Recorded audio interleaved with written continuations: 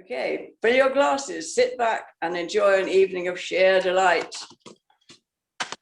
John Cahill is never off the Hurlingham stage. From Fagin to Widow Twankey, he's played them all. But tonight he is John Cahill, architect of a wonderful doll's house. Over to you, John. Oh, that cue me.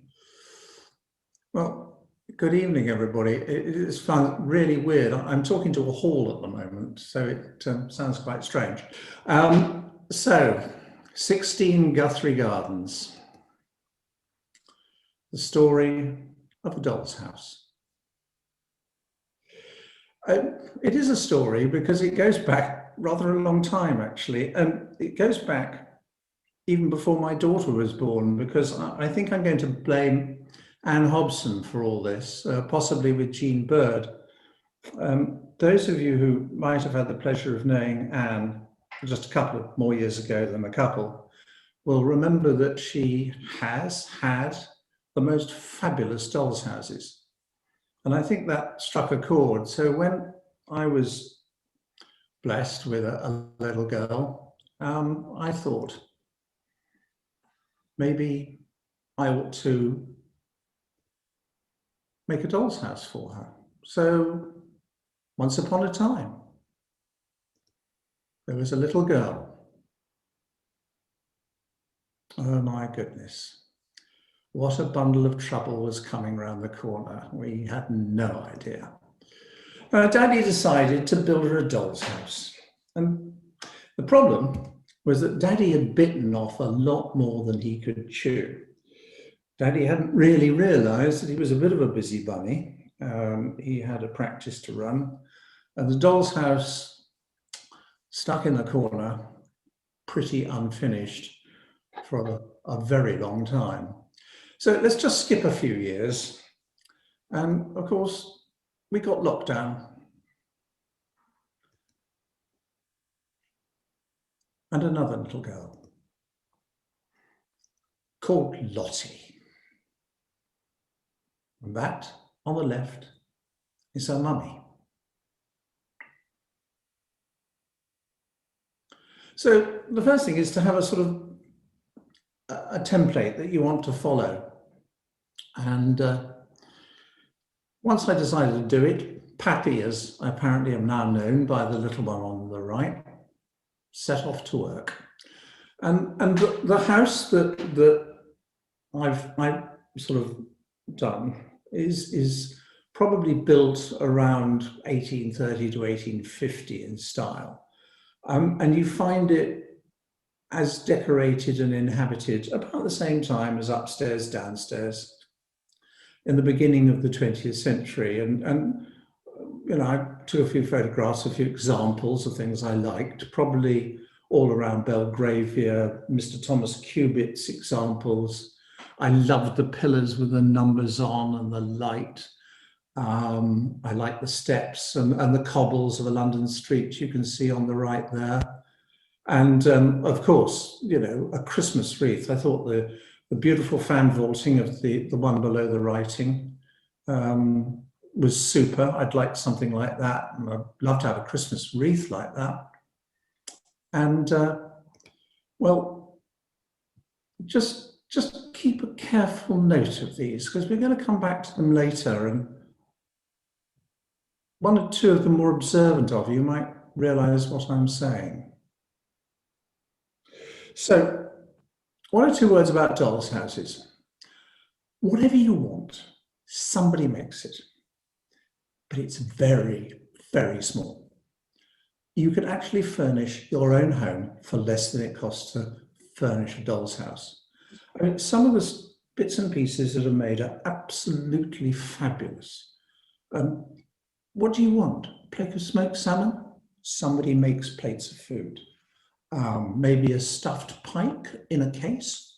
Somebody specializes in those. A light, yes, people make lights. Would you like a dining room table and chairs? Yeah, no problem, sir. That's about £5,000 to you. It can be very, very expensive. When you start getting into it, as Anne will well know, it's an amazing subculture. There are literally lots of little cottage industries all over the place, the world, that make things for dolls' houses. And every year there's the most fabulous fair at Kensington Town Hall, the Dolls' House Festival. Sadly, we haven't had one for what will be 3 years by the time it happens again. And it's enormous. This is the ground floor of the Dolls' House Festival at Kensington Town Hall. If you think of Marks and Spencer's at Marble Arch on the first day of the sales, that's quite uncrowded compared to this. There are 3 floors like this. Wonderful people like Romney Miniatures and Joe Arts, people who make porcelain plates. It's an extraordinary setup. Now, I actually understand somebody might be listening who is thinking or in the process of doing a doll's house. So here's my advice as to what you should do if you want to build a doll's house. Buy the doll's house,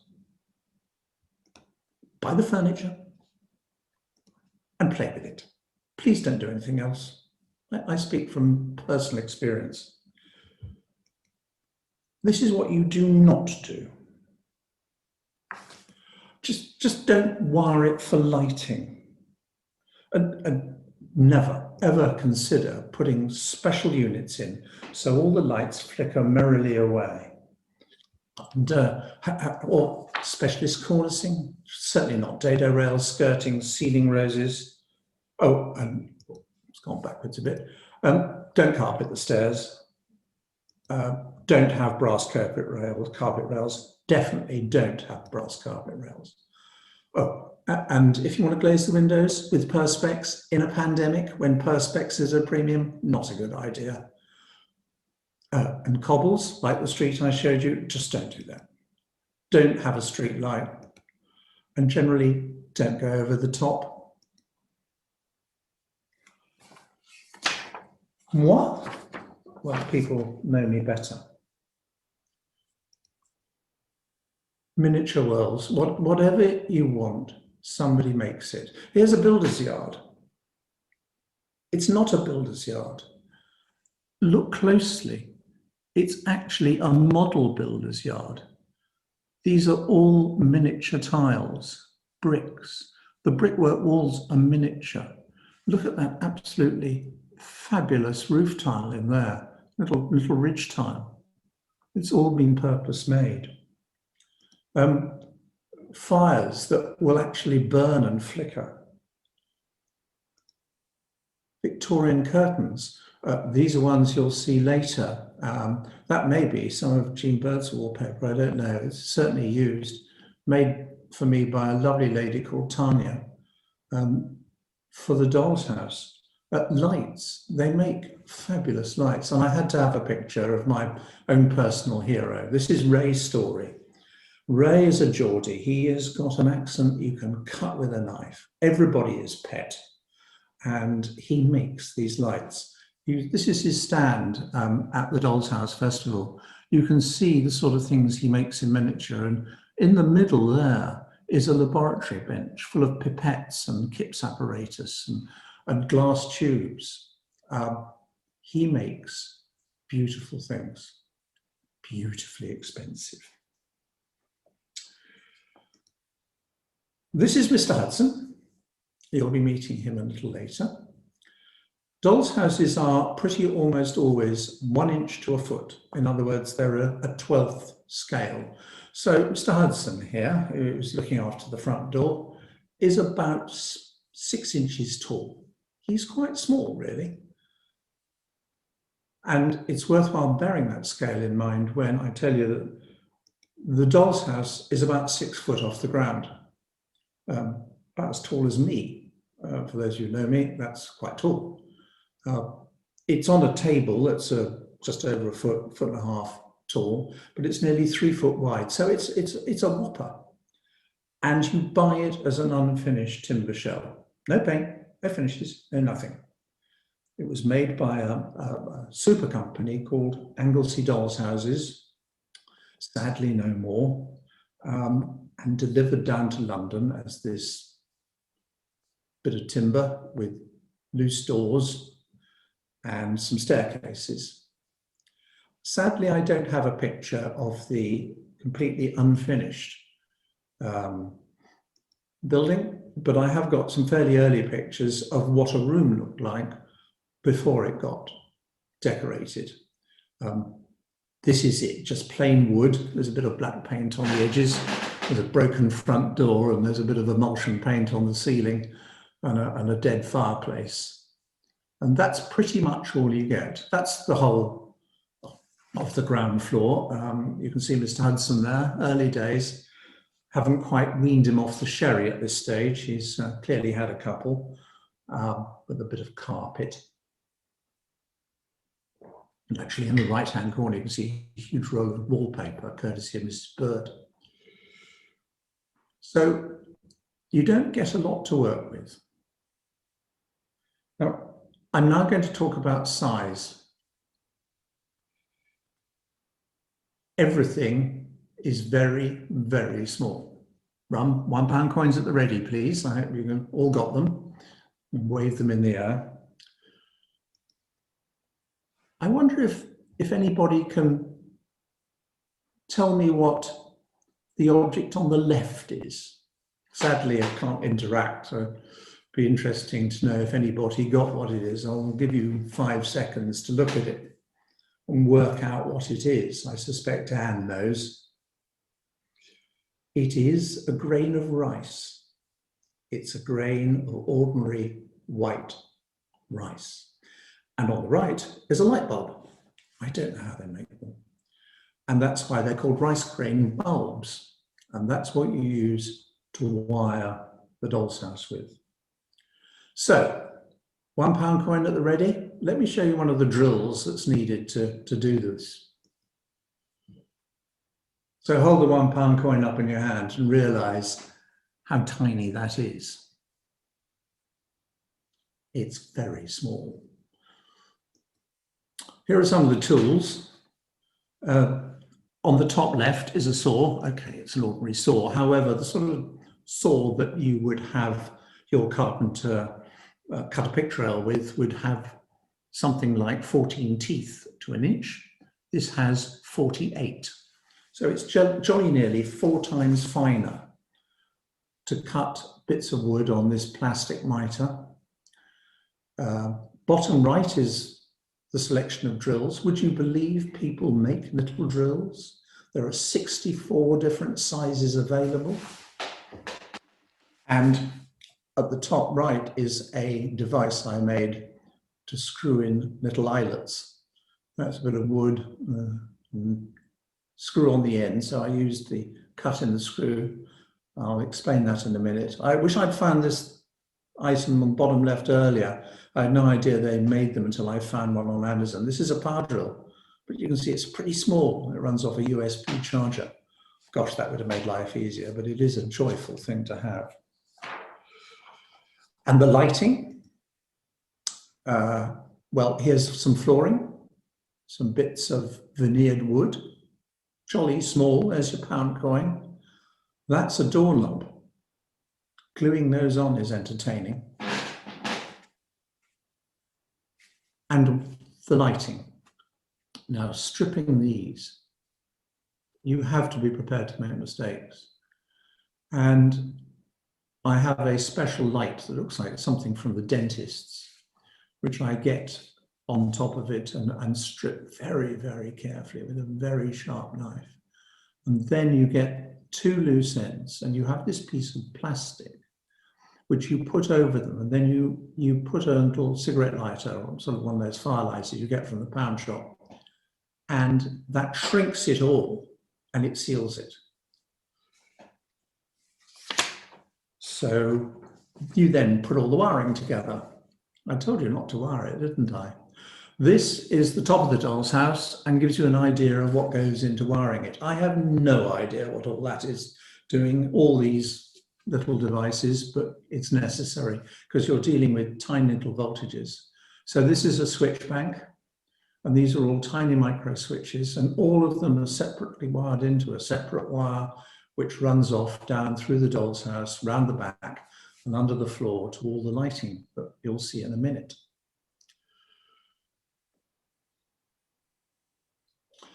Wallpaper, whatever you want, it's out there. This is just a small selection of, still got rolls of it.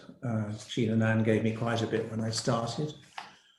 And typically there's a husband and wife team somewhere in Essex who have a little shed where they make timber mouldings. These are real little bits of hardwood. They're planed down to make tiny cornicing, dado rails and picture rails. So you can get whatever you want. And here is the stair rods. And these are the little brass buttons that go on either end with little eyelets. Okay, so you screw in two eyelets and you put them in, but that's how big they are. They're small, but it's kind of worth it because there's the staircase with the eyelets and the brass rail in, and I just think it makes it. You have to drill the holes for the eyelets, and you will get it wrong. Some broke. You have to fill it again, paint it again. There's about 6 coats of white varnish on this, and just to get it right. Then you thread it through, you super glue the end on with a pair of tweezers, unstick your fingers, which you glued on at the same time, thread it through, put the other one on, and there's on like 64 of these. So yes, I did get a bit fed up with drilling those.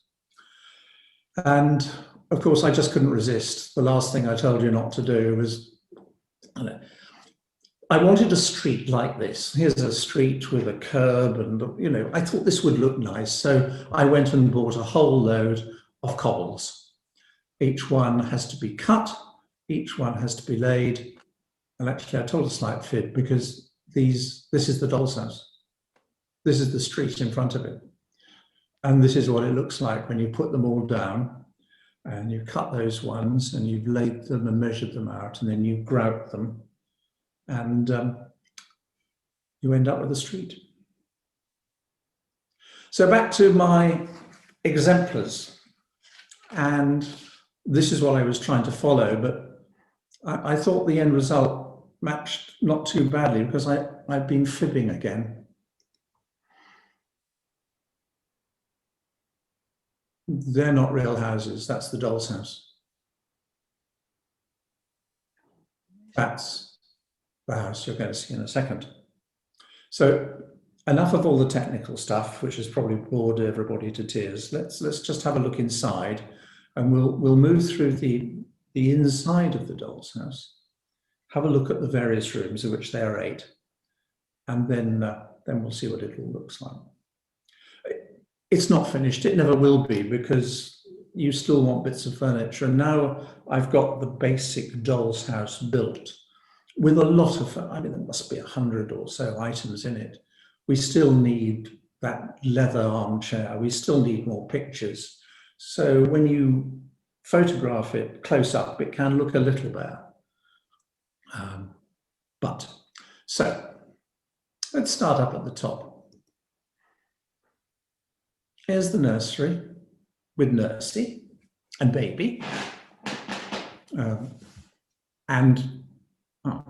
She's gone to go away again. Here she comes back. She's just under 6 inches tall. So we've got some quite close photographs, and I'll just pick out 2 of the china wash basin and bowl that we found, some jugs. This is a fully functioning baby's high chair. There's baby in the cot, little doll, and doorknobs. And through there, I think somebody might recognize that wallpaper.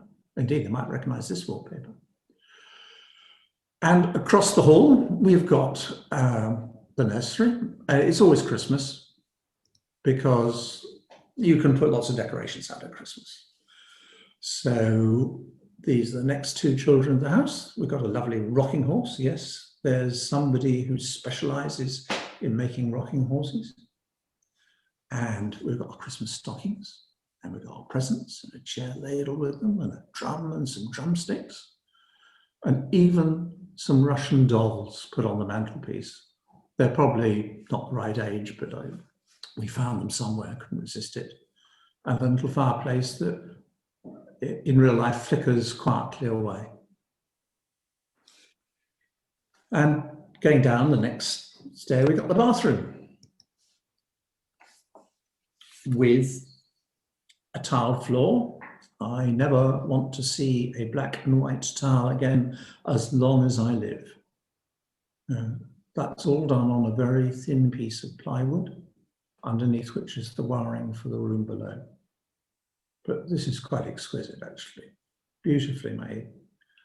Trouble is, you've just got to find a way of fixing it, which is quite challenging. No, it's not hot and cold running water. I drew a line at that. And then move across the hall again. And lady of the house has been on Amazon again, as we can see. Takes after lady of this house, delivery every day. Lots of packages everywhere, brand new hat, dressing table, 2 lovely lights made by Ray with a sort of matching dressing table and beautiful 4-poster bed. Sadly, the lady that made that some time ago is no longer making these things, which is a great shame. Beautifully done. And look on the dressing table, there's a little mirror and comb and a picture of her, probably a delivery man actually looking at that lot. We move down another floor. It's Christmas. This is the lounge. There's a beautiful chair, sofa behind here. We need some more chairs. And the Christmas tree. This Christmas tree cost us a lot more than the one we had in our hall, because it's fully decorated. It doesn't actually light up, but it is a beautifully made thing. So there's a couple of ladies who turn up at the festival and they make plants. So you get yourself a Christmas tree. And look at the festoon of Christmas decorations on the mantelpiece. Clock and some nice wall lights. Ray again. And the skirting. You have to, the wallpaper is challenging. I can do wallpaper and the big stuff, but this really stretches the imagination. And having wallpapered it, and some of the rooms have got a cornice, it's all mitered and it's honest. I just couldn't bear the thought of having cheated and not done the corner.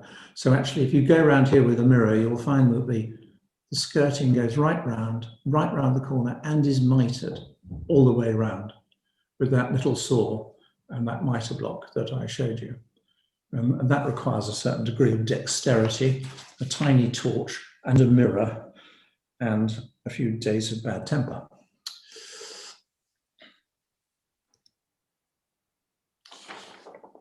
Study, master of the house is there with a photograph album, which has got photographs in it. And yes, the drawers all work.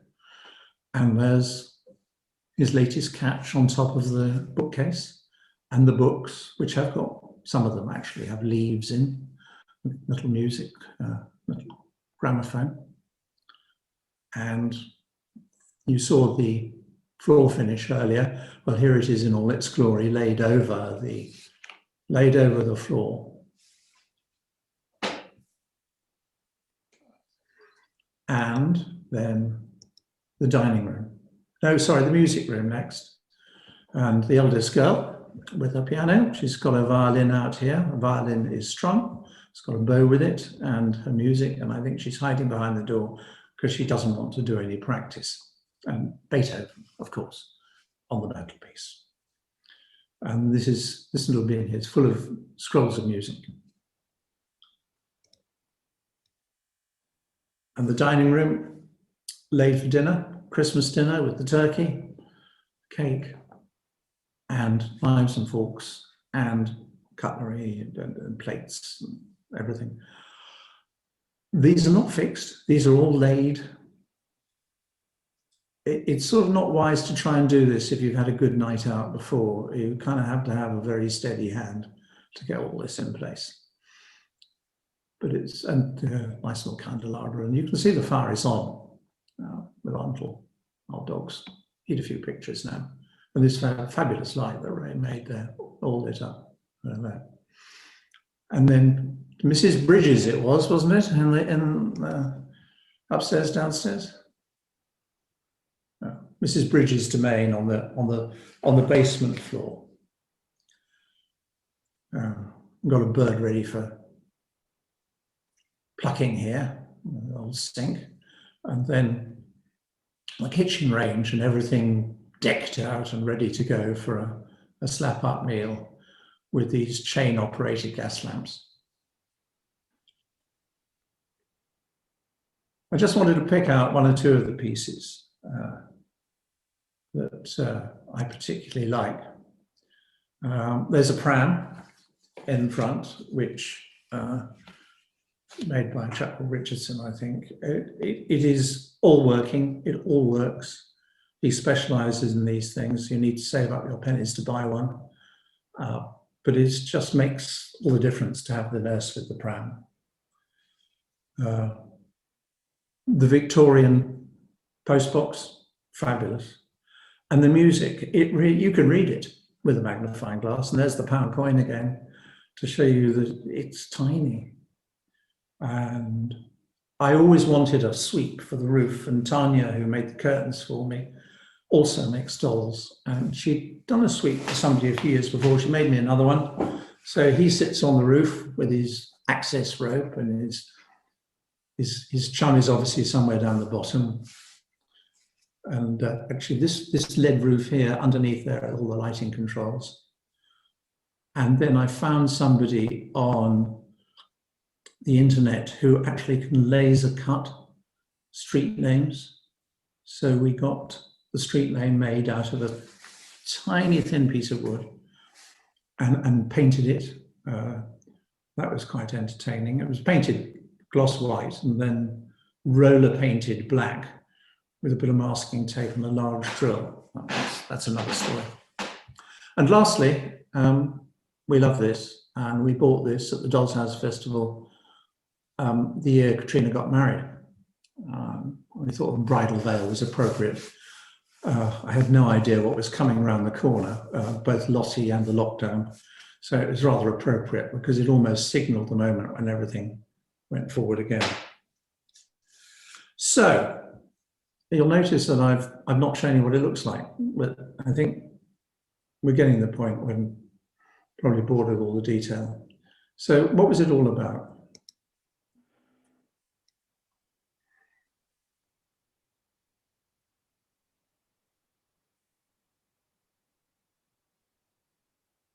(16) Guthrie Gardens. Here's our sweep up the top, and the nursery, and the playroom, and the bathroom, and stairs with the red carpet. Amazon Centre. You can see the Christmas tree through that just. And we've got the music room, we've got the study, got the dining room, and we've got Mrs. Bridges' domain. And I was absolutely thrilled to bits to find this street lamp. Nobody really makes them the way they used to. It's strictly not quite the right age. It's just a little bit later than pre-First World War, but it's just so gorgeous that I hope I will be forgiven for putting it in, because I think it makes the street. And if then you remove the street and the steps,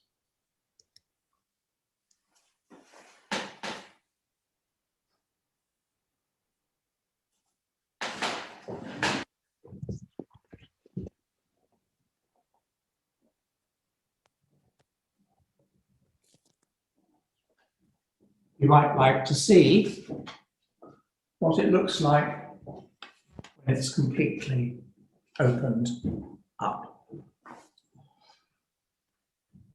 All fully lit up with the nurse, playroom, And here are the windows, and they've all got glazing made out of this terribly thin plastic. I came across a plastic manufacturer who understood my needs. He just said, you can't get the stuff, but I can get you some very thin stuff that the National Health Service can't use, and it's 3/4 of a millimetre thick, and it's perfect. So that keeps it dust free. Also, Tanya made these glorious curtains, or most of them. And then it's honest, because the skirting that you find inside is also on the walls. It's all mitered, and that's what it looks like.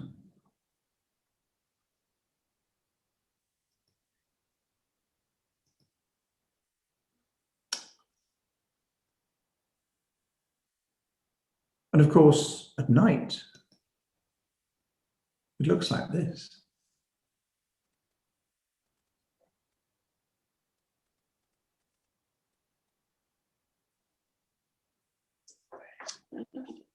Absolutely amazing.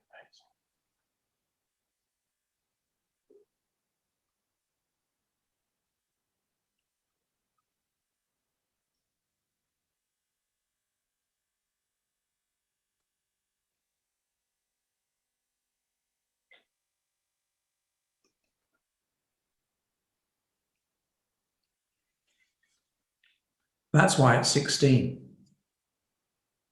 Also happened to be the day she got married as well, but there we go. Not the 16th of June, a little bit before then, but. And as you can see, Lottie is now allowed to play with some of the bits, or we gave her Nursey, and she knows it's special. And when I had to give her Tigger back to swap it for Nursey, she very carefully turned around and put Nursey back on the steps. So she's got it.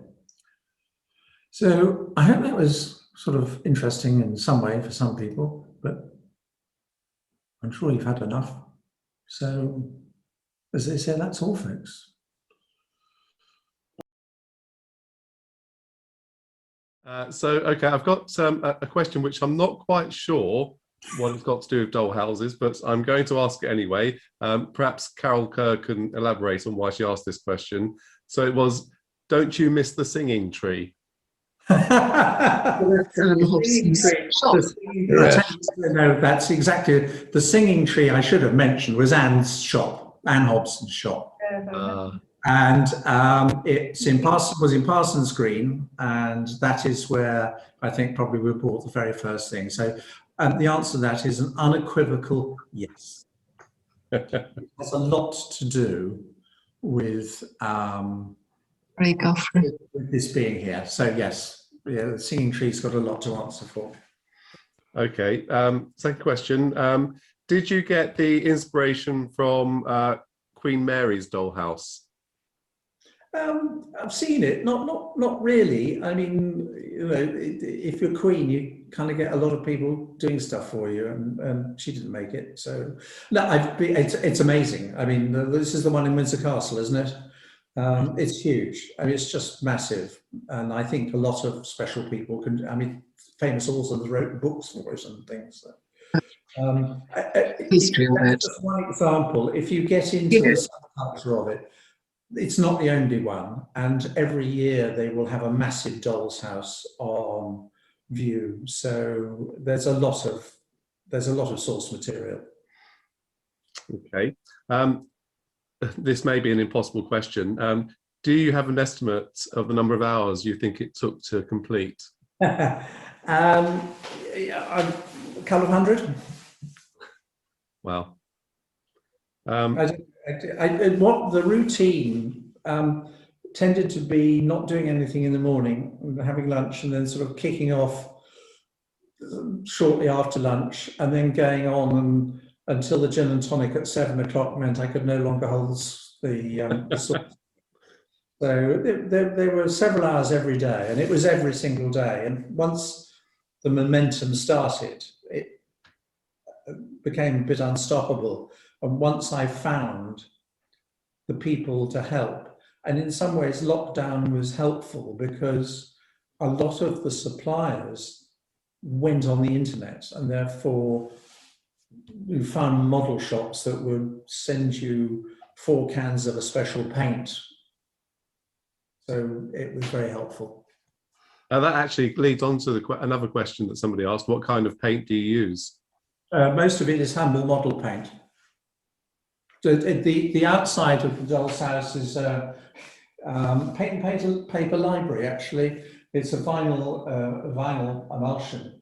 But most of all the white is a humble, the sort of stuff people would use for their FX kits. It's very hard enamel white paint, and the front door, which you can't quite see, which is very heavily glossed, has got several coats of black paint and several coats of a special varnish, which brings it all out. So most of it's in little pots with little brushes.